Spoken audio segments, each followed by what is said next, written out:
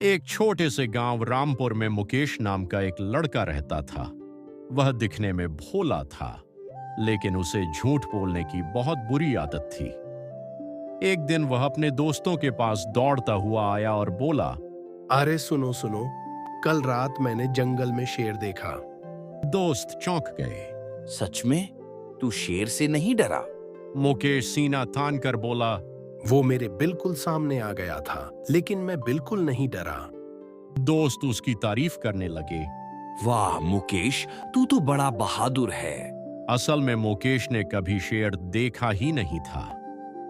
उसे बस लोगों का ध्यान खींचना अच्छा लगता था। घर पहुंचने पर उसके पिता ने पूछा, बेटा, आज फिर क्या कहानी बना रहे थे? मुकेश हंसते हुए बोला, कुछ नहीं पिताजी, बस ऐसे ही। पिता गंभीर होकर बोले। बेटा, झूठ बोलना बहुत बुरी आदत है। मां ने भी समझाया, मुकेश, सच बोलने से इंसान छोटा नहीं होता। लेकिन मुकेश ने उनकी बात पर ध्यान नहीं दिया। कुछ दिनों बाद मुकेश फिर गांव में चिल्लाने लगा, भागो भागो, खेत में भेड़िया आ गया। गांव वाले दौड़कर आए, लेकिन वहां कुछ भी नहीं था। एक बूढ़े किसान ने गुस्से में कहा, हम अब इसकी बात पर भरोसा नहीं करेंगे। सब लोग नाराज होकर लौट गए। फिर एक दिन सचमुच मुसीबत आ गई। मुकेश के घर के पास के खेत में आग लग गई। धुआं उठता देखकर मुकेश घबरा गया और जोर से चिल्लाया, बचाओ, सच में आग लगी है। इस बार मैं झूठ नहीं बोल रहा। गांव वालों ने दूर से सुना, लेकिन किसी ने ध्यान नहीं दिया। एक आदमी बोला, ये फिर से झूठ बोल रहा होगा। आग तेजी से फैल गई। जब लोगों ने धुआं ज्यादा देखा, तब वे दौड़ते हुए पहुंचे। अरे सच में आग लगी है, जल्दी पानी लाओ।